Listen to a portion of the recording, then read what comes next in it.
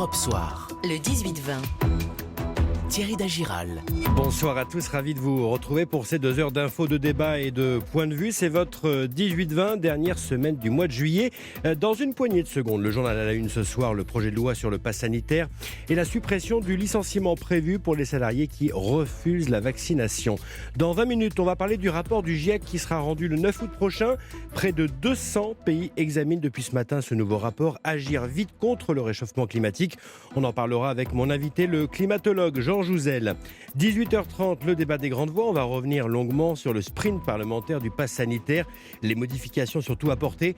Vous réagissez bien sûr au 39-21, je vous attends. Et puis à 19h15, votre club des idées. On a beaucoup parlé la semaine dernière de l'affaire Pegasus.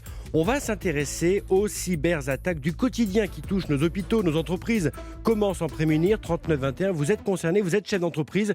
Vous prenez bien sûr la parole. Mais avant cela, toute l'info de ce lundi 26 juillet avec le journal présenté par Sophie Tussaud. Bonsoir Sophie. Bonsoir Thierry, bonsoir à tous. Merci d'écouter Europe 1. Il est 18h. Après d'âpres discussions ce week-end, le licenciement pour les salariés qui refuseront l'obligation de vaccination du fait de leur profession a été rejeté. La mesure a été remplacée dans le projet de loi sur l'extension du pass sanitaire par une suspension de salaire, ce qui laisse un vide administratif. 5 ans après l'attaque terroriste de Saint-Étienne-du-Rouvray près de Rouen, un hommage a été rendu ce matin au père Jacques Hamel égorgé dans son église. Une cérémonie alors qu'un procès se tiendra dans quelques mois devant la cour d'assises spéciale de Paris. La crise politique en Tunisie, situation très tendue aujourd'hui à Tunis au lendemain du limogeage du Premier ministre et de la suspension des activités du Parlement par le président. Décryptage dans ce journal. Et de 5 pour la France à Tokyo, 2 nouvelles médailles pour les Bleus, du bronze et de l'argent en escrime et en judo. À la Bourse de Paris, le CAC 40 démarre la semaine sur une légère note positive, plus 0,15% à 6578 points. La tendance météo, bonsoir Marlène Duré. Bonsoir Thierry. Estivale près de la Méditerranée, de la vallée du Rhône et de l'Occitanie, plus mitigée sur le reste du pays, avec encore des averses et beaucoup de nuages sur une moitié nord-ouest où il fera un petit peu frais pour la saison. À tout à l'heure. Europe 1. Écoutez le monde changer. Le projet de loi sur l'extension du pass sanitaire et l'obligation de vaccination des soignants est à présent entre les mains du Conseil constitutionnel. Les sages, saisis par Jean Castex et par la gauche, rendront leur décision le 5 août. Oui, ils ont la tâche de vérifier la légalité des dispositions votées définitivement hier soir par le Parlement. Dans ce texte figure un nouveau point. Les personnels pour qui la vaccination devient obligatoire, comme les soignants, ne pourront pas être licenciés s'ils refusent de se faire vacciner. Mais Emmanuel Dutheil, ce compromis âprement négocié est loin de réjouir tout le monde. Alors, sur le papier, le gouvernement a reculé. Il a accepté d'enlever la possibilité de licencier un salarié concerné par la vaccination obligatoire. Cette vaccination concerne les personnels des hôpitaux, des cliniques, des EHPAD et des maisons de retraite, des sapeurs-pompiers, de certains militaires, ainsi que les professionnels et bénévoles auprès des personnes âgées, y compris à domicile. À la place, l'employeur pourra mettre le salarié sur un autre poste sans contact avec du public, ou si ce n'est pas possible, suspendre le contrat de travail et donc la rémunération du collaborateur. Mais voilà, Elisabeth Borne, la ministre du Travail, estime que ce projet de loi est un recul au final pour les salariés par rapport à ce qui était prévu. La ministre du Travail met en avant que les salariés pourraient être privés de rémunération pendant une durée indéfinie et surtout le licenciement n'est pas rendu impossible par cette suspension, souligne l'entourage de la ministre. La CPME, côté patronal cette fois, dénonce aussi ce compromis. Ça va créer selon eux un no man's land. En revanche, du côté de FO, on estime que ce recul, c'est bien la moindre des choses. La menace de sanction n'est dans tous les cas pas la meilleure façon de faire, estime le syndicat. Emmanuel Dutheil, chef du service économie d'Europe 1. Du côté de la vaccination, la barre des 40 millions de primo-vaccinés a été franchie. Oui, ce qui représente 60% de la population. L'Occitanie a accéléré de façon extrêmement impressionnante le rythme de ces vaccinations. Ce week-end, 22 000 personnes ont reçu une injection en 2 jours à Toulouse, soit environ 1000 personnes par heure. Et pour en parler, nous sommes avec Benjamin Davido, infectiologue à l'hôpital Raymond Poincaré de Garches près de Paris. Bonsoir. Bonsoir. Week-end de vaccination record, notamment à Toulouse, avec 22 000 injections. Comment vous expliquez ce regain ? Écoutez, d'abord, je crois que tout le monde a compris que le variant était là, que les contaminations malheureusement se reproduisaient. C'est un peu un jour sans fin finalement ce qui se passe avec ce variant Delta, et que la seule façon de se protéger durablement, c'était d'être vacciné. Et je crois que tout le monde a envie d'être prêt pour que la rentrée prochaine se passe dans les meilleures conditions et ne pas avoir affaire à un hypothétique reconfinement. Alors il y a visiblement beaucoup d'adolescents et de jeunes qui viennent. Les 12-18 ans ne sont plus soumis à l'obligation du pass sanitaire depuis le vote des sénateurs. Est-ce que cela va, selon vous, faire baisser leur fréquentation ? Non, moi je pense que la réalité c'est que la vaccination des 12-17 elle était extrêmement compliquée parce que ce sont les derniers qui sont entrés dans la danse et que c'était légitime de le repousser à la rentrée prochaine, et d'ailleurs même logistiquement, puisqu'on pourra, je l'espère, vacciner dans les collèges et les lycées. Mais encore une fois, je pense, vous avez raison de le signaler, finalement il y a une grande poussée aussi de cette vaccination parmi les plus jeunes et il faut s'en féliciter. Je crois que le premier soir de l'annonce d'Emmanuel Macron, 65% avaient moins de 30 ans, et que dès qu'on aura atteint, j'espère, un chiffre raisonnable de vaccinés, on va avoir un passeport sanitaire efficace, y compris chez les jeunes qui vont en boîte de nuit en intérieur, parce qu'on sait malheureusement que c'est un lieu de contamination. Benjamin Davido, 40 millions de Français vaccinés, dont 33 millions avec les 2 doses, 50 millions fin août, c'est l'objectif. Réalisable pour vous ? Oui, je pense que c'est complètement réalisable au rythme à laquelle on va. Il faut simplement pouvoir finalement rester dans ce côté attractif de la vaccination. D'abord parce qu'elle est efficace, et d'abord ça doit motiver les Français, et y compris les plus jeunes, parce qu'on sait maintenant qu'un virus très contagieux qui fait plus de 20 000 cas par jour, il y a un risque, y compris chez les plus jeunes, de faire un Covid long. Et on estime que c'est 5 à 10% des patients. C'est une étude anglaise qui a montré ça de façon récente. Ça reste également un problème de santé publique pour les jeunes, et que, encore une fois, avec l'ouverture des restaurants conditionnés et finalement de tout ce qui fait qu'on a envie de reprendre la vie d'avant, je pense qu'on va garder cette dynamique, et je le souhaite le plus tôt possible qu'on se débarrasse de ce virus. L'infectiologue Benjamin Davido de l'hôpital Raymond Poincaré de Garches. Merci à vous. Je vous en prie. Et alors que nous traversons la 4e vague, les universités préparent la rentrée. Beaucoup d'incertitudes après une année difficile pour les étudiants. Et à ce stade, Virginie Riva, les facultés se préparent encore au scénario d'une rentrée en présentiel, mais sous certaines conditions.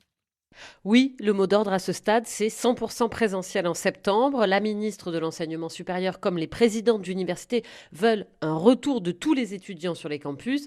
Mais Frédérique Vidal tient à mettre en garde, les étudiants doivent impérativement se faire vacciner. Si, à la rentrée, le fait qu'ils soient vaccinés nous permettra de maintenir du 100% présentiel dans les établissements. S'ils ne sont pas suffisamment vaccinés, à ce moment-là, on prendra les mesures nécessaires, mais je ne peux pas vous dire aujourd'hui quelles sont ces mesures. Ce n'est pas une menace, c'est juste la réalité. Selon les études de Santé publique France, 71% des étudiants âgés de 18 à 24 ans ont commencé leur processus vaccinal ou font part de leur intention de se faire vacciner. Il faudrait que ça soit du 100%, ajoute la ministre, et surtout que cette vaccination soit finalisée avant la reprise pour qu'il n'y ait pas de contamination à grande échelle. Des barnums seront néanmoins installés un peu partout à la rentrée pour permettre aux étudiants de terminer leur vaccination. Virginie Riva. Emmanuel Macron poursuit son déplacement en Polynésie. Le président était au Marquis ce matin, le premier chef d'État français à s'y rendre. Il a annoncé son soutien à la candidature de l'archipel au patrimoine mondial de l'UNESCO. Emmanuel Macron qui a également salué sur Twitter la mémoire du père Jacques Hamel, assassiné et égorgé dans son église de Saint-Étienne-du-Rouvray près de Rouen il y a 5 ans. Un hommage lui a été rendu ce matin pour honorer l'homme d'église et le citoyen engagé en présence d'élus et de fidèles, mais également du ministre de l'Intérieur Gérald Darmanin. Le souvenir de Jacques Hamel est sans doute un souvenir de pardon.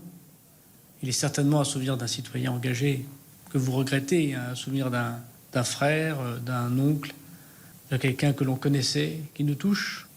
Il est pour la France le souvenir d'un homme qui a subi la barbarie et pour lequel nous devons nous battre pour que le moins d'autres hommes possible puissent connaître le même sort. Et un regret, bien sûr, de ne pas avoir su le protéger, comme la République doit protéger tous ses enfants. Gérald Darmanin, le ministre de l'Intérieur à Saint-Étienne-du-Rouvray ce matin. Et les 2 djihadistes qui ont assassiné le père Hamel ont été abattus par la police lors de l'attaque. Mais un procès aura lieu le 14 février prochain. 4 personnes seront jugées, devant la cour d'assises spéciale de Paris, Marion Dubreuil. Oui, même s'ils ne seront que 3 dans le box des accusés. Rachid Kassim, qui est soupçonné d'être l'instigateur de l'attentat depuis l'étranger, est bien sous le coup d'un mandat d'arrêt. Mais il aurait été tué il y a 4 ans en zone irako-syrienne. Les 3 autres accusés seront jugés pour association de malfaiteurs terroristes. Tous étaient en lien avec les 2 terroristes dans les jours qui ont précédé l'attentat de Saint-Étienne-du-Rouvray. Ils gravitaient dans la même djihadosphère 2.0, abonnés aux mêmes chaînes pro-djihad de l'application cryptée Telegram. Il y a Khalil, 35 ans, le cousin d'Abdelmalik Petitjean, avec lequel il projetait un départ en Syrie. Jean-Philippe Steven, 26 ans, malgré son jeune âge, on retrouve son nom dans plusieurs dossiers de terrorisme, considéré comme un leader de la propagande djihadiste sur les réseaux sociaux. Il dispensait ses conseils via Telegram à Abdelmalik Petitjean. Et enfin, Yassine, 28 ans, lui aussi radicalisé sur Internet. 2 jours avant l'attentat, il passait la nuit chez Adel Karmiche, mais il a toujours nié avoir été au courant de son projet terroriste. Marion Dubreuil du service police-justice d'Europe 1. Jean Castex annonce ce soir une hausse du budget du ministère de l'Intérieur de plus de 900 millions d'euros pour l'année prochaine. Le Premier ministre qui affirme que la promesse d'Emmanuel Macron de créer près de 10 000 postes de policiers et gendarmes au cours de son quinquennat serait tenu. 885 emplois supplémentaires verront le jour l'année prochaine. Le feu dans l'Aude sur la montagne d'Alaric est fixé. 850 hectares ont été ravagés. 300 pompiers maintiennent toutefois un important dispositif de surveillance pour éviter que cet incendie, le plus important depuis le début de l'été, ne reparte. Gros plan à présent sur la crise politique en Tunisie. Le président a limogé hier soir le Premier ministre Hichem Mechichi a gelé les activités du Parlement après une journée de manifestation. Jean-Jacques Herry, Kais Saied a finalement décidé de reprendre la main sur la vie politique du pays. Oui, et dernière preuve de cela, on vient d'apprendre dans l'après-midi que le président Kais Saied avait limogé le ministre de la Défense. Au cours de la journée, la tension est montée encore d'un cran avec des affrontements très tôt ce matin devant le Parlement. D'un côté, les partisans du président Saied qui saluent les décisions prises, et de l'autre, les soutiens du parti Ennahda, le principal parti parlementaire, qui eux dénoncent un coup d'État. Les 2 camps se sont affrontés à coups de jets de pierre et de bouteilles. En fait, ce qui se passe aujourd'hui en Tunisie, c'est l'aboutissement d'un bras de fer entre le président Saied et Rached Ranouchi, le chef du parti Ennahda, qui est aussi président de l'Assemblée. Cette guerre politique, elle a tout grippé, l'organisation des pouvoirs publics comme le fonctionnement des institutions. Résultat, une paralysie insupportable pour les Tunisiens dans un contexte sanitaire très inquiétant. Depuis le début du mois de juillet, le nombre de malades du Covid ne cesse d'augmenter. On est en plein pic épidémique. Les chiffres parlent d'eux-mêmes. 18 000 morts pour 12 millions d'habitants. C'est tout simplement l'un des pires taux de mortalité officiels au monde. Bref, le Covid a donc servi de catalyseur à la crise politique et sociale qui couvait. Et tout cela vient mettre encore un peu plus à l'épreuve une jeune démocratie tunisienne déjà bien fragile. Jean-Jacques Herry. On s'intéresse à présent aux Jeux Olympiques de Tokyo où la France a désormais 5 médailles au compteur. Oui, 2 récompenses de plus pour les Bleus en escrime et en judo, Simon Rubin. Exactement, et commençons par la première médaille de la journée en judo avec Sarah Léonie Cizik. Elle a 23 ans. Ce sont ses premiers Jeux Olympiques et donc une médaille d'argent pour elle. Alors, médaille obtenue à l'issue d'une finale frustrante car la Française a été disqualifiée au bout d'un peu plus d'1 minute de combat. Pourquoi ? Eh bien parce qu'elle a fait un geste dangereux, mais dangereux pas pour l'adversaire, dangereux pour elle-même.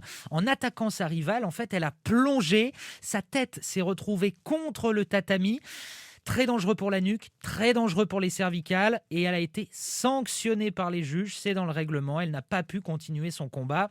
La Française a donc savouré une médaille d'argent qu'elle aurait aimé un peu plus dorée. Je viens pas chercher la médaille d'or, mais toute médaille est à prendre et est belle, toutes les médailles sont belles, donc oui c'est sûr que après je serai contente, je le sais, mais là chaud comme ça, j'avoue que je l'ai un peu en travers de la gorge. Et puis elle aura 26 ans à Paris 2024, donc là le rendez-vous il est pris pour les prochains Jeux. Autre médaille en bronze pour l'escrimeuse Manon Brunet, médaille de bronze pour la 4e mondiale qui a réalisé un magnifique tournoi. C'est donc un succès qui offre à la France sa 5e médaille, la France 10e au tableau des médailles ce soir. Simon Rubin du service des sports d'Europe 1. Allez, on termine avec le festival In d'Avignon qui s'est achevé hier soir. Le off, lui, continue jusqu'au 31 juillet. Oui, c'était une édition marquée par des restrictions sanitaires qui, malgré tout, a attiré beaucoup de monde. Son directeur, Olivier Pisse, a lui-même une édition héroïque, Angèle Châtelier.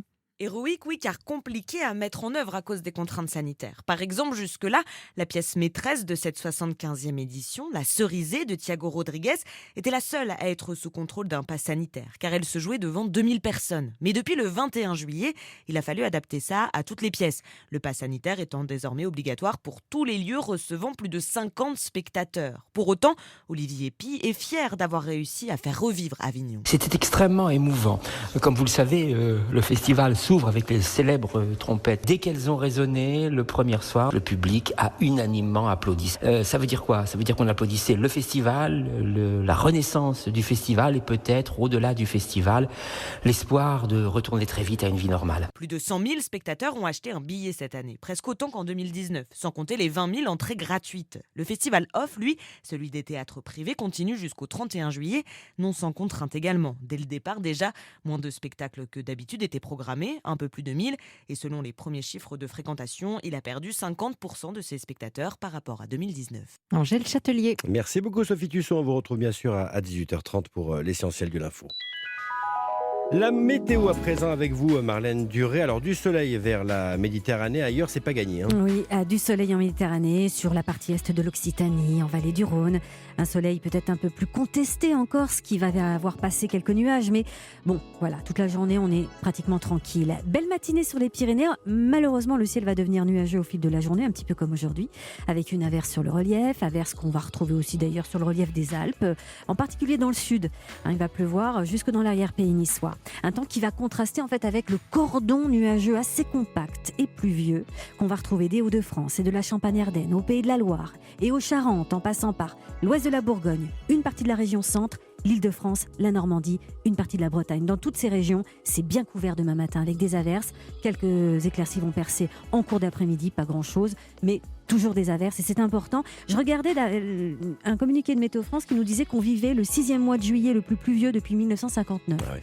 Donc vous voyez, voilà. Et puis sur le reste, entre les deux zones, si vous voulez, entre la Méditerranée et puis ce cordon nuageux, c'est une alternance de nuages et d'éclaircies. Du côté des températures, ça baisse au nord-ouest. Ailleurs, ça ne bouge pas vraiment. On attend un minimum de 19 à Boulogne-sur-Mer, 22 à Rennes, à l'Île-Dieu, à Tours. Il fera 23 dans l'Allier, 23 à Paris aussi. On perd un petit degré par rapport à hier. Nous aurons 28 à Lyon et Toulouse, 29 à Grenoble, 31 à Valence, Avignon, 33 degrés. C'est la maximale. Merci Marlène, à tout à l'heure. Europe 1, Thierry Dagiral. Dans un instant, je reçois Jean Jouzel, climatologue et ancien vice-président du GIEC. Le groupe scientifique doit rendre son nouveau rapport le 9 août prochain. Près de 200 pays l'examinent depuis ce matin. Comment agir vite contre le réchauffement climatique ? Je lui pose la question dans 2 minutes. À tout de suite. Europe Soir, le 18-20, Thierry Dagiral. 18h18, il est climatologue, membre de l'Académie des sciences, vice-président du groupe scientifique du GIEC entre 2002 et 2015. Bonsoir Jean Jouzel. Bonsoir Thierry Dagiral. Merci d'être avec nous en direct sur Europe 1. Le GIEC va rendre, je disais, son rapport le 9 août prochain. 200 pays, près de 200 pays l'examinent depuis ce matin. Il va être ce rapport très attendu, sans doute très alarmiste. Il sera très attendu certainement parce que le précédent rapport, il s'agit ici d'un rapport justement du groupe scientifique dont vous l'avez dit, j'étais vice-président et des vice-présidents pendant une dizaine d'années. Donc il s'agit bien des aspects scientifiques du réchauffement climatique, disons les conséquences de ce réchauffement, disons sur les populations, sur la nature, seront examinées, ainsi que l'adaptation ou disons les mesures à prendre pour lutter contre le réchauffement climatique dans des rapports ultérieurs en début d'année prochaine, et ça sera conclu par un rapport de synthèse. Donc ce premier rapport ce premier volet du 6e rapport du GIEC est très important. Et donc je voudrais quand même saluer le rôle de Valérie Masson-Delmotte, ma collègue, qui est coprésidente de ce groupe de travail avec un collègue chinois. Donc c'est beaucoup de travail pendant ces 15 jours pour les personnes qui sont impliquées. Alors, est-ce qu'il sera alarmiste ? Moi, je préfère ne pas me prononcer par rapport au contenu du rapport du GIEC. Ce qu'on voit quand même, ce qu'on peut dire par rapport à disons, le précédent rapport, il y a 2013, eh bien, nous sommes vraiment dans un contexte de réchauffement climatique. Les 6 dernières années ont été les plus chaudes que nous ayons connues depuis 150 ans. L'élévation du niveau de la mer, c'est maintenant près de 4 mm par an, alors que c'était entre 1 et 2 mm au XXe siècle. Donc les choses s'accélèrent, mais c'est ce qui était prévu dans les précédents rapports du GIEC. Donc les choses s'accélèrent, mais disons ce que l'on vit actuellement, c'est vraiment ce qui était anticipé, en tout cas dans les grandes lignes, alors peut-être pas dans les détails, mais dans les grandes lignes, dans les précédents rapports du GIEC, et c'est pour cela qu'il faut accorder de la crédibilité et de l'importance à ce qui va sortir dans 15 jours de ce 6e rapport du GIEC, de ce premier volet. Jean Jouzel, des pluies diluviennes, des inondations en Chine, en Europe, des températures jamais connues au Canada, des centaines de morts. Les phénomènes météo extrêmes se multiplient partout sur la planète. C'est ça, c'est clairement dit, c'est clairement à cause du réchauffement climatique. Oui, alors disons, l'attribution n'est pas de la même, qualité pour ce qui concerne, par exemple, les vagues de chaleur. C'est indiscutable, les vagues de chaleur à répétition et ces records qui sont surpassés et au-delà de ce que les climatologues envisageaient, d'ailleurs, dans le cas du Canada.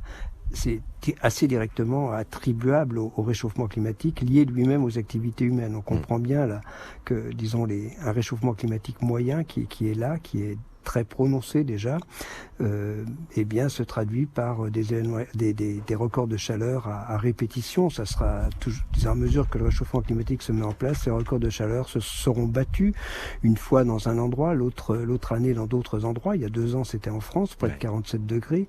Voilà. Donc ça, on peut attribuer vraiment ces records de chaleur aux activités humaines, enfin au réchauffement climatique moyen lui-même lié aux activités humaines.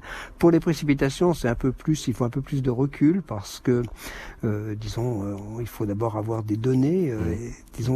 Pour les précipitations, la question est de savoir si un événement tel que celui qui s'est produit en Allemagne, en Allemagne, en Belgique la semaine dernière, quel est son temps de retour? Est-ce qu'il y a eu ce type cette intensité il y a une centaine d'années ou quelques centaines d'années? Donc, est-ce que ce rythme de retour, ce temps de retour a tendance à diminuer? C'est ce dont on a le sentiment, mais on comprend bien qu'il faut un peu de recul et mes collègues spécialistes d'événements extrêmes sont effectivement en train de regarder de regarder si ce type d'événement, si cet événement peut ou non être attribué aux activités humaines. Ça prend un peu de temps. Plus pour les précipitations que pour les records de chaleur, c'est ce que je veux simplement dire. Jean Jouzel, pour la première fois, on nomme les choses, j'ai envie de dire. On attribue la famine à Madagascar au réchauffement climatique. On a tous vu ces enfants en train de se nourrir d'insectes et de cuir bouilli. On n'en parlait pas dans le temps.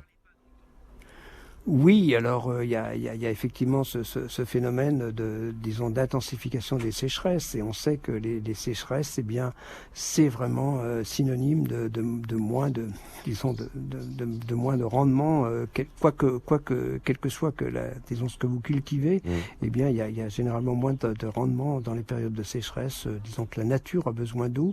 Alors quand il y en a trop, c'est pas mieux, mais les inondations sont aussi des problèmes, mais les sécheresses à répétition sont aussi une manifestation. C'est malheureusement ce à quoi on s'attend dans un contexte de réchauffement climatique et dans des pays où aussi la population augmente. La population en Afrique, mais c'est le cas aussi pour Madagascar, bien sûr, a beaucoup augmenté. C'est vrai que les événements climatiques, ça devient de plus en plus tendu à mesure que, les événements climatiques qui deviennent de plus en plus extrêmes dans un pays où la population augmente, c'est vraiment la conjonction de deux dimension très importante. Bien sûr, c'est important qu'un pays soit capable de nourrir sa population, et ce ne semble pas être le cas actuellement pour Madagascar, et c'est un véritable problème, et c'est un risque vraiment.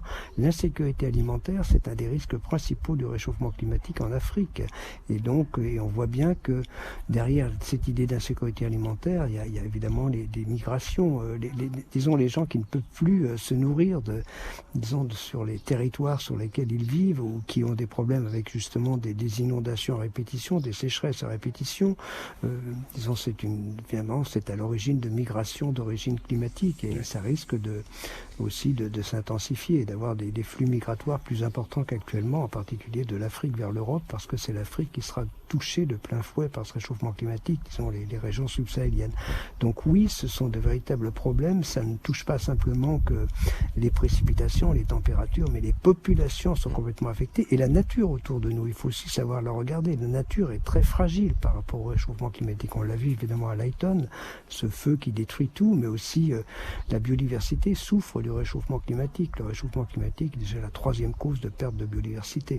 Donc la nature souffre. On est un peu égoïste en regardant, bien sûr, c'est important de regarder évidemment cette famine, disons à Madagascar, c'est pas ce que je veux dire, mais il faut aussi regarder autour de nous tous ceux qui souffrent. La nature souffre de ce réchauffement climatique.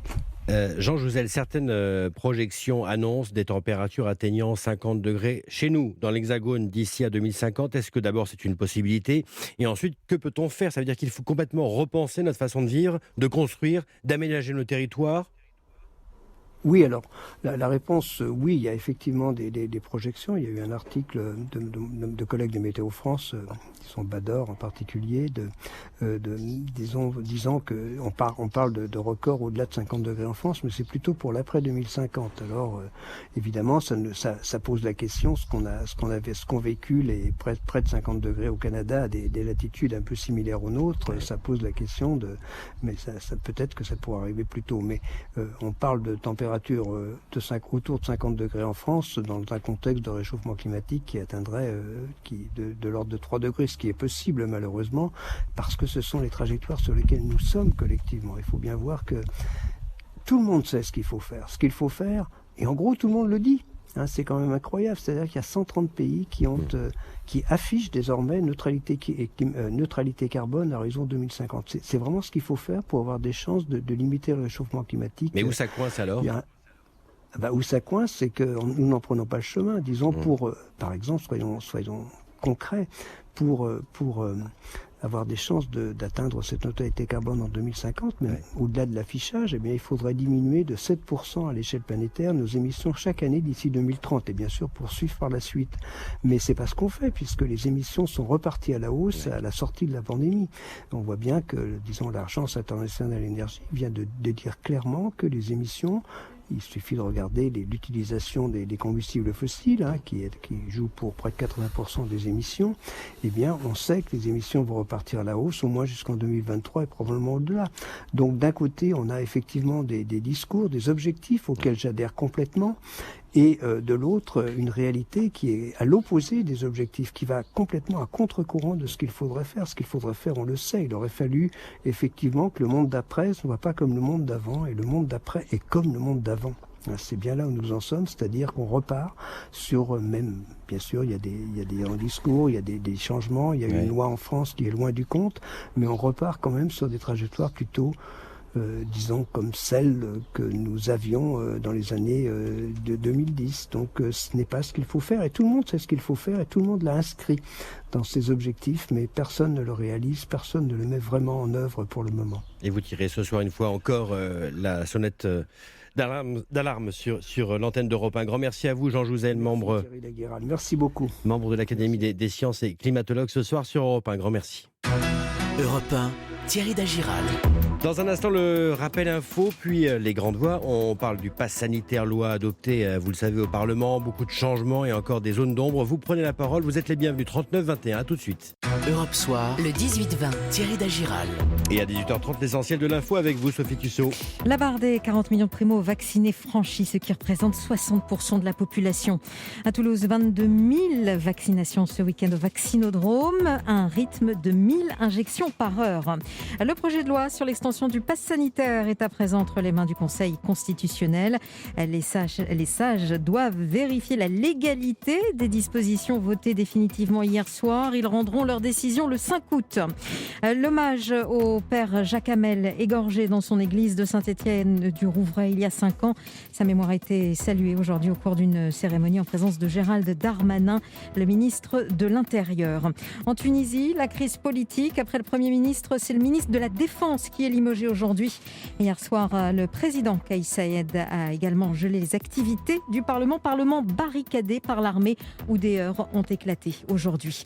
Nouvelle médaille pour la France aux Jeux Olympiques de Tokyo. Manon Sabret décroche le bronze en sabre. Et en judo, Sarah Léonie Cizic remporte l'argent dans la catégorie des moins de 57 kilos, ce qui fait un total de 5 médailles pour les Bleus. Merci Sophie Tussaud, nouvelle édition complète à 19h. Alors la météo, Marlène Duré, le temps de ce mardi estival dans le sud-est, mitigé ailleurs. Oui, il va faire beau depuis l'est de l'Occitanie et la vallée du Rhône jusqu'en Méditerranée. Le soleil matinal sur les Pyrénées va malheureusement céder la place aux nuages en cours de journée, où une averse ne manquera pas d'arroser le relief. Des averses se déclencheront également sur les Alpes, surtout dans le sud, jusque dans l'arrière-pays niçois. Et puis dégradé nuageux en allant vers le nord-ouest, on va dire à l'ouest d'une ligne Nancy-Bordeaux. Un temps nuageux et pluvieux par intermittence encore. Quant aux températures, elles vont baisser au nord-ouest, fatalement sous les nuages et les averses. Ailleurs, pas vraiment de changement. Les maximales s'échelonneront donc entre 19 et 25 degrés sur la moitié nord et en Nouvelle-Aquitaine. Et puis elles atteindront 27 à 32 en direction du sud-est, même jusqu'à 33 en vallée du Rhône. Merci Marlène, à tout à l'heure. Europe Soir, le 18-20, Thierry Dagiral. Allez, on ouvre le débat des grandes voix de ce lundi soir avec Alexandre Malafaille, président fondateur du think tank Sinopia. Bonsoir Alexandre. Bonsoir Thierry. Et Raphaël Steinville, rédacteur en chef politique à Valeurs Actuelles. Bonsoir Raphaël. Bonsoir Thierry. Soyez tous deux les bienvenus. Merci à vous deux. Et puis bien sûr, on attend vos réactions. Il y en a beaucoup déjà au 39-21. Après des débats vifs et prolongés tard dans la nuit, les parlementaires ont donc définitivement adopté le projet de loi contenant les nouvelles mesures sanitaires. Le texte voté est le fruit de négociations d'une commission mixte paritaire réunissant députés et sénateurs. Le texte doit encore franchir une dernière étape, celui du Conseil constitutionnel qui a annoncé avoir été saisi et qui promet de rendre sa décision le 5 août. Raphaël Steinville, le gouvernement ne veut faire aucune erreur justement en convoquant et en demandant le contrôle du Conseil constitutionnel. Alors oui, en apparence c'est comme ça, mais en fait... En apparence, mais derrière Non, mais c'est-à-dire qu'en fait il y a peu de risques, c'est-à-dire qu'en fait on le voit ces derniers mois et ces dernières années, comment le Conseil constitutionnel et même dans une autre mesure le Conseil d'État, dans 90% des cas, vient conforter C'est quoi? C'est que de la com, ça veut dire? Oui, je pense que c'est d'abord de la com. Et je suis pas sûr. Je suis pas sûr que le Conseil constitutionnel aujourd'hui ait le temps suffisant pour arbitrer du bien fondé de la constitutionnalité des lois qui sont proposées, dans la mesure où on leur demande quand même de rendre un avis en urgence. Et donc, voilà, il faut voir que les sages qui siègent délèguent à un certain nombre de personnes qui sont tributaires quand même très, très largement des pouvoirs politiques. Alexandre Malafaille, c'est que de la com alors? C'est juste pour avoir le verdict finalement des sages? Ça permet déjà au gouvernement de prendre l'initiative de la saisine du Conseil constitutionnel, sans quoi de toute façon des formations politiques l'auraient fait à sa place. La gauche, donc là ça leur permet de garder la main, ce qui est une bonne chose pour eux. Après, je pense que le Conseil constitutionnel va quand même regarder un certain nombre de points qui sont notamment liés à la rupture d'égalité entre les citoyens, en tout cas pendant la phase transitoire. Après, peut-être qu'ils vont valider le tout dans le cadre d'une mesure d'urgence et dans la mesure où il y a une date d'échéance, a priori fixée au 15 novembre, on verra bien. Mais dans la mesure où on ne peut pas garantir que 100% des Français seront vaccinés parce qu'on n'a ni le temps, ni les moyens, ni les doses, à échéance 5 août ou à échéance d'application de la loi 5, 6, 7 août, eh bien, il y a une rupture d'égalité pendant un temps déterminé. Donc, il est possible que le Conseil constitutionnel valide, mais demande au gouvernement de redonner du temps au temps pour qu'à un moment donné, voilà, on ne piège pas les Français, ce qui là, pour le coup, serait quand même pas juste, parce que si on avait vraiment voulu entre guillemets, les piéger ou exercer ce chantage social de manière ferme et définitive, il aurait fallu se donner 3 mois en mettant une échéance au 15 septembre, ce qui finira peut-être par arriver. Alors, revenons sur ce qui a été voté la nuit dernière. Pas de licenciement possible pour les employés d'établissements recevant du public, restaurants, bars, etc., ne disposant pas du pass. Finalement, ce sera une suspension de salaire, des sanctions administratives plutôt que pénales pour les patrons. Isolement en cas de test positif sur le même régime qu'un arrêt maladie, délai rallongé pour les mineurs. Il est donc plus souple que prévu, cet élargissement du pass sanitaire, Raphaël Steinville? Mais vous voyez qu'encore une fois, c'est quand même très largement une question de communication. C'est-à-dire que dans les faits, pour les Français, cela revient au même. C'est-à-dire que la menace est telle, c'est-à-dire que pour un Français de pouvoir supporter une suspension de salaire pendant 2 mois, c'était énorme. Donc, entre un licenciement et... c'est la même chose. Donc, en fait, c'est une manière de forcer la main. Alors, c'est une incitation extrêmement brutale pour que les Français souscrivent à cette vaccination. Mais c'est-à-dire qu'il y a des variations, il y a des nuances. On a l'impression qu'il y a un assouplissement. Dans les faits, c'est très exactement la même chose. Voyez par exemple cette histoire avec les centres commerciaux laissés à la liberté, à l'appréciation des préfets. C'est la même chose, c'est-à-dire qu'on a l'impression d'avoir regagné une certaine souplesse, mais les préfets ont encore la possibilité de... Et on le voit ce soir en Haute-Corse, par exemple, où le préfet, en effet, prend des dispositions bien plus dures que celles annoncées nationalement. Mais ça veut dire quoi? Que finalement, Alexandre Malafaye, derrière ces débats, c'est encore que de la com, et finalement, c'était prévu par le gouvernement. Finalement, il y a peu de marge. Alors franchement, si c'était prévu, je veux dire, c'est vraiment crétin. Parce que je ne vois pas l'intérêt de chercher l'ultra-provocation sur un sujet qui est pas anodin. Pour dire qu'il y a eu débat parlementaire. Enfin, mais le débat parlementaire, on aurait pu quand même éviter l'ultra-provocation que consistait la possibilité de recours au licenciement.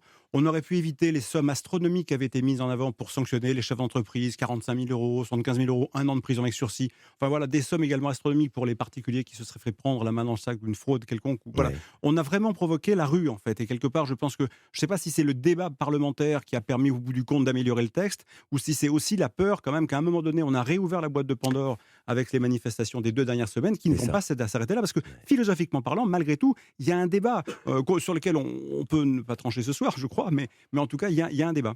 Alors, moi, si je peux me permettre, Alexandre, c'est-à-dire qu'il y a deux choses. C'est-à-dire qu'il y a d'une part, il faut noter l'efficacité finalement de ces mesures brutales annoncées le 12 juillet par Emmanuel Macron. Parce que les gens se sont vaccinés. On se souvient 3 millions d'inscriptions sur Doctolib dans les 24 heures. Et encore ce week-end, ce qu'on racontait dans le journal de 18h. Ça continue. Il y a une deuxième chose que je trouve quand même très intéressant de noter, d'observer, et même qui mérite d'être questionnée, c'est la question de la proportionnalité de ces mesures, de l'imposition du pass sanitaire. Quand on regarde les chiffres du nombre de cas, mais qui ne sont pas forcément des malades, loin de là, du nombre de morts, on voit qu'on est dans des zones très très basses. Alors pour le nombre de cas, ça peut être encore impressionnant, puisqu'on a plus de 20 000 aujourd'hui, mais ce ne sont pas des malades. En revanche, le nombre de cas, je crois que c'était hier, c'était 29 morts, sur la moyenne de la semaine, c'était 19, donc on est sur les mêmes moyennes qu'il y a un an. Pourquoi aujourd'hui imposer ce pass sanitaire, si ce n'est pour obliger, contraindre les Français à se vacciner? Si je peux ajouter un mot, Alexandre. Je pense parce qu'on est pris dans une espèce de fuite en avant, c'est un peu le quoi qu'il en coûte pour ne pas perdre la face. C'est triste à dire, mais depuis le départ, le gouvernement n'a pas bien géré la crise et donc a toujours essayé de se rattraper sans jamais vouloir reconnaître la moindre faute ou la moindre erreur. Le seul qui à un moment donné dit on s'est trompé sur le masque, c'était Édouard Philippe en audition, mais il n'était plus Premier ministre. Et on est dans cette espèce de course invraisemblable, et donc on ne saura pas à la fin, en fait, si finalement le virus est passé avec un pic épidémique, ce qui est en train de se produire à Londres, parce que le virus, finalement, il est moins dangereux. Enfin, en Angleterre, apparemment, ça baisse depuis quelques jours. Voilà, est-ce qu'au bout du compte, il a fait peu de dégâts parce qu'il est moins dangereux? Est-ce qu'il a fait moins de dégâts parce qu'on est plus vacciné? En tout cas, on aura un problème d'analyse. Et on voit bien que le problème d'analyse profitera au gouvernement qui dira, au bout du compte, voilà, c'est grâce à notre stratégie, alors que finalement, voilà, les choses, ce serait peut-être, je ne dis pas passer naturellement, qu'il ne faut pas rien faire, loin s'en faut, il faut protéger notamment les plus vulnérables, mais entre protéger les plus vulnérables, avoir une bonne stratégie bien ciblée, et puis tout d'un coup, cette espèce de bombe atomique, si je puis dire, du pass sanitaire et de la vaccination quasi obligatoire, il y a peut-être, là encore, juste un entre-deux, une juste courbe à respecter, et puis surtout pour respecter le principe démocratique fondamental, on en parlait vendredi, c'est celui du consentement. Il faut qu'à un moment donné, quand même, la population accepte. Mais on est le 26 juillet, ça fait des heures et des heures qu'on parle de ce pass sanitaire. Pourquoi finalement n'être pas passé, parce que l'objectif c'est finalement de vacciner un maximum de Français. Pourquoi ne pas être passé directement à la vaccination obligatoire pour éviter tous les fantasmes qu'il y a autour? Alexandre Malafaye. Pour une raison simple, c'est qu'aujourd'hui le code de Nuremberg, vous l'interdit complètement. Vous ne pouvez pas forcer une population à se faire vacciner. Mais on en est là dans les faits. Pardon ? On en est là. Mais en fait, c'est bien sûr, mais c'est un habillage. Là encore, pour le coup, c'est une vraie stratégie de communication bien ficelée, mais c'est le code de Nuremberg. Tant qu'on est en phase expérimentale, il ne peut pas y avoir de décision arbitraire. Voilà. Et ça, il faut l'accepter une fois pour toutes. Ça fait partie des traités sur lesquels on est quand même un peu soumis. Et voilà. Et regardez quand même, accessoirement, ce qui est quand même vertigineux, il faut lire, les Français, j'espère, l'ont fait, les petites lignes du contrat de vaccination qui est passé avec l'État, qui est un contrat qui décharge totalement l'État de toutes les conséquences et totalement les laboratoires de toutes les conséquences. Alors, dans un contrat, il y a des droits et devoirs. Il n'y a aucun droit et aucun devoir pour celui qui vous vaccine de force ou de quasi-force. Ça, c'est un vrai sujet aussi. Raphaël Steinville, Alexandre Malafaye en parlait il y a quelques minutes. En effet, 166 000 Français encore dans les rues ce week-end contre la vaccination, contre le projet de loi d'extension de passe sanitaire. On est fin juillet, c'était 112 000 le week-end d'avant. Il y a quand même ce rassemblement qui est là bien présent. Oui, alors... L'exécutif est inquiété par ça ou pas ? Je pense que ça apaise, ça a pesé notamment dans les différents accommodements qui ont pu surgir dans les discussions parlementaires. Moi, je trouve ça intéressant. Je trouve que cette mobilisation, elle est salutaire. C'est-à-dire qu'en fait, je me souviens, il y a quelques jours, c'est Olivier Véran qui, répondant à une communication d'une infirmière sur TikTok, parlait de propagande. Quand vous avez 99% de l'univers médiatique qui reprend exactement les mêmes codes, les mêmes formules que le gouvernement, et on voit qu'il y a un hiatus entre une partie de la population qui ne se retrouve pas dans ce discours, qui a des doutes, qui n'est pas fondamentalement opposé à la vaccination, mais qui a besoin par ailleurs d'être réassuré. Et on en discutait il y a 30 secondes. Ces laboratoires pharmaceutiques, ce ne sont pas comme ça, des sociétés vertueuses. Il y a un certain nombre de procès qui ont cours depuis des années. Et donc, c'est normal que les Français s'interrogent. C'est normal que les Français ne veuillent pas se faire imposer de manière autoritaire cette vaccination et qu'ils descendent dans la rue pour manifester leur défense de leurs libertés individuelles. 39-21, on donne la parole à nos auditeurs. Bonsoir Jean-Philippe. Bonsoir à toute l'équipe. Vous êtes kinésithérapeute, vous nous appelez de Lille. Oui, tout à fait. On vous écoute. Donc en fait, mon avis est le suivant, c'est-à-dire il ne faut pas oublier d'où on vient. Hein. Il y a encore 18 mois, on était tous enfermés chez soi, on ne pouvait pas sortir. Donc je pense que si on nous avait proposé à ce moment-là, vous pouvez sortir si vous êtes vacciné, je pense que beaucoup l'auraient fait.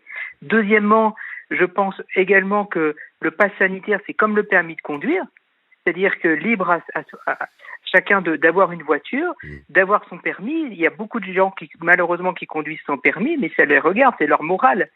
Et troisièmement, je dirais que le pass sanitaire, c'est vraiment un moyen sécure pour savoir si, à côté de nous, des personnes pourraient avoir le virus. Donc cette liberté, certes, c'est pas. On demande simplement à certaines personnes de montrer un bout de papier.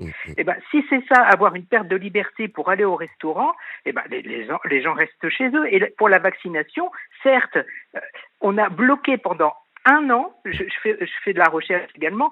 Tous les chercheurs se sont fixés un seul objectif. Tout s'est arrêté pour le vaccin. Donc, on a fait ce qu'on normalement on fait en 10 ans, en 1 an, parce que tout le monde s'est mobilisé. Donc, respectons également tous celles et tous ceux qui se sont mobilisés pour que les personnes ne meurent pas ou ne soient pas hospitalisées avec des séquelles graves. Voilà. Merci beaucoup Jean-Philippe de nous avoir contactés au 39-21. On marque une pause et puis bien sûr on va vous écouter dans un instant. 39-21, on va donner la parole à Alexandre Malafaille qui piave d'impatience. À tout de suite.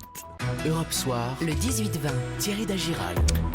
18h47, la loi sur le pass sanitaire adoptée au forceps, entre négociations et interrogations. On en parle ce soir avec nos grandes voix. Alexandre Malafaille, président fondateur du think tank Sinopia, et Raphaël Stainville, rédacteur en chef politique à Valeurs Actuelles. On entendait juste avant de marquer cette pause Jean-Philippe de Lille, qui disait finalement le pass sanitaire, ça permet une chose, ça permet de partir en vacances, ça permet la liberté. C'est que si vous proposez aux gens la prison ou la liberté conditionnelle, c'est sûr que... Non, mais la prison du confinement, bien sûr, qui était comme, voilà, et puis la liberté conditionnelle, les gens signent pour la liberté conditionnelle. Mais c'est pas parce qu'on achète cette liberté conditionnelle, qui est peut-être une liberté à 50% par rapport à ce qu'on disait avait Alexandre vendredi soir, finalement, c'est quoi la solution? L'autre solution, il n'y en a pas. Alors, je pense que si, et je pense qu'en tout cas, comme on est en démocratie, un peu d'esprit critique ne fait pas nuire. Mais comme globalement, il y a une espèce de message très massif qui dit à peu près la même chose, mais la totalement parole est libre et on consensuelle. vous écoute, bien évidemment. Voilà. Moi, je pense qu'en tout cas, ça mérite de réfléchir et d'interroger le sujet, au-delà du fait que, bien sûr, qu'il faut faire quelque chose, que, bien sûr, que la vaccination, et de préférence, si elle fait tout son cycle de validation, ce serait encore mieux, mais en tout cas, pour les personnes les plus fragiles, les personnes en difficulté, les personnes qui sont sensibles, voilà, les personnes âgées, là, ça me paraît effectivement être une bonne réponse. Je le redis, je pense qu'il y a des études qui montrent qu'on peut soigner davantage qu'on ne le fait aujourd'hui. Je pense que ça, c'est un point important. En effet, les gestes barrières, en effet, les mesures de distanciation lorsque c'est nécessaire, voilà, mais du ciblage, du chirurgical et bien sûr, toujours la prévention. Ouais, il y a un équilibre à trouver. Ce que je veux dire, c'est que c'est cet équilibre qu'il faut trouver pour qu'on évite de passer en permanence d'un extrême à l'autre. Un extrême, c'était le mois de juin, on annonçait que tout allait bien. Tout d'un coup, au mois de juillet, on est en mode catastrophiste avec de nouveau des prévisions apocalyptiques. Un automne dont on ne sait pas trop de quoi il sera fait. Voilà, avec la menace malgré tout que finalement le virus passe. Il y a une étude très intéressante qui a été faite sur le porte-avions anglais. Sur le porte-avions anglais, 100% des marins anglais sont vaccinés. Ça, c'est pas du fake news. 100%, c'est totalement officiel et trouvable. 100% sont vaccinés. Eh bien, malgré tout, le virus circule. Et le virus circule plus au sein du porte-avions qu'il ne circule dans la population générale anglaise. Mais c'est ce qu'on a dit, ça permet au moins de ce qu'on a vécu dans les hôpitaux, c'est-à-dire des Covid longs, ça veut dire des gens... Oui, mais vous avez les mêmes chiffres en Angleterre, vous montrent que maintenant, vous avez des gens qui l'attrapent et qui sont doublement vaccinés et qui sont, bien sûr, souvent des personnes âgées. Voilà, la parade n'est pas absolue. C'est pour ça qu'il faut se méfier d'un message où il n'y aurait qu'une seule voix et on peut continuer à challenger la réflexion sur comment on fait, parce qu'on n'a peut-être pas trouvé la bonne façon de faire. Raphaël Steinville. Oui, moi j'ai trouvé l'intervention de votre auditeur intéressante. C'est-à-dire que c'est un argument qu'on entend beaucoup qui est de dire que dès lors que l'on est vacciné, on veut pouvoir profiter des terrasses et des restaurants sans prendre le risque d'être à côté de quelqu'un qui potentiellement pourrait avoir le virus. Mais c'est quelque chose qui est que je trouve très intéressant. C'est-à-dire que dès lors que le virus, le vaccin protège ces gens-là, pourquoi aurait-il peur de voisiner des gens qui ne seraient pas vaccinés? Et puis, il y a une autre chose qui est intéressante, c'est qu'il y a une sorte un peu d'escroquerie. C'est-à-dire que dès lors qu'on a des symptômes, personne, quand on est malade, même quand on a un gros rhume, une angine, on se précipite pas dans les restaurants ou dans les terrasses pour profiter de ces lieux de vie et de convivialité. Donc, en fait, dans la réalité, le cas de figure où les gens auraient un risque d'être contaminés est faible, et d'autant plus faible qu'en plus, ils sont déjà vaccinés. Ou sinon, ça remet totalement en cause la croyance que l'on porte et le crédit que l'on porte dans l'efficacité du virus. La parole est libre et on vous écoute, Sophie. Bonsoir. 3921, vous nous avez contacté de la région parisienne et vous travaillez dans l'éducation nationale. Tout à fait, oui. Alors moi, je suis plutôt pour le pass sanitaire. Ouais. Pour moi, le pass sanitaire, c'est pas une obligation de vaccination, puisque le pass sanitaire, ça peut être aussi un test PCR, un test antigénique. C'est pas que la vaccination.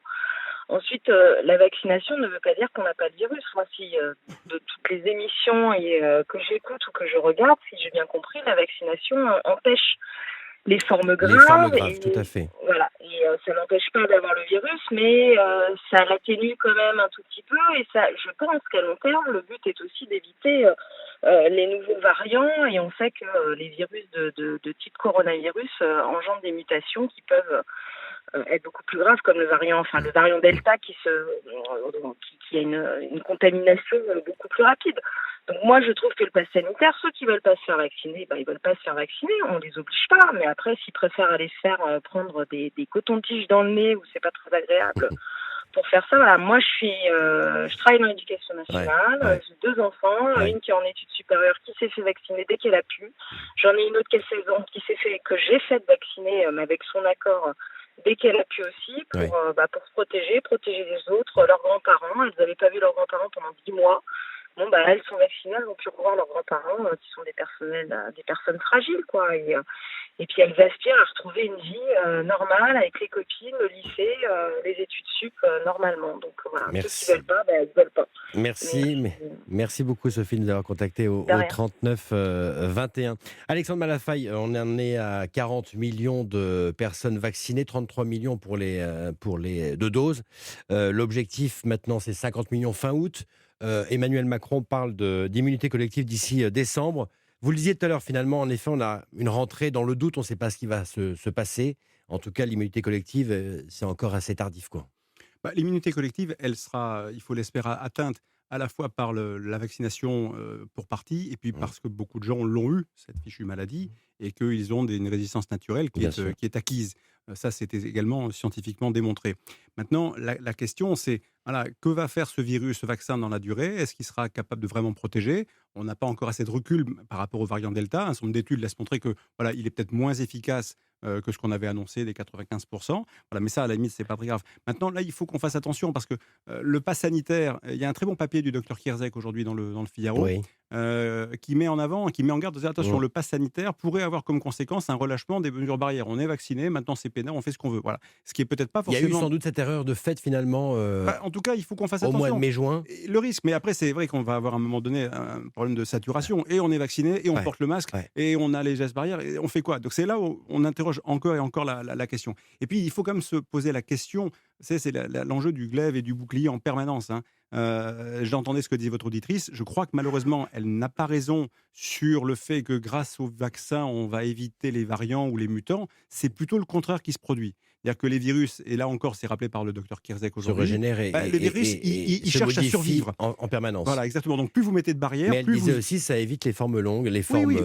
Dans graves. dans la version actuelle de ce variant Delta, qui pour le coup n'a pas l'air très dangereux. Si on le compare par rapport à la version originale du premier virus de Wuhan, là pour le coup on est sur une maladie qui est moins dangereuse. Mais tant mieux, réjouissons-nous. Hein. Et d'ailleurs, Raphaël les chiffres Steinville. qui sont mis en avant par le gouvernement participent d'une certaine manière d'une stratégie de la peur. C'est-à-dire que lorsque l'on met en avant le nombre de cas plutôt que le nombre de personnes hospitalisées ou en réanimation, c'est bien parce que le nombre de cas impressionne suffisamment pour continuer à faire peur et à inciter les gens à se faire vacciner.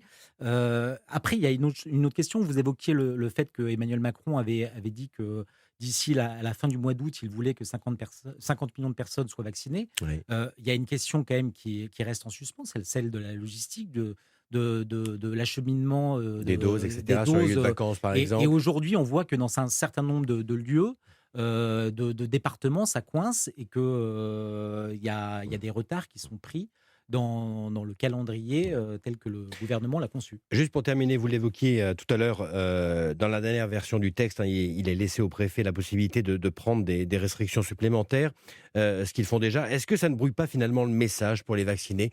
On l'a vu ce soir en Haute-Corse, Alexandre Malafaille.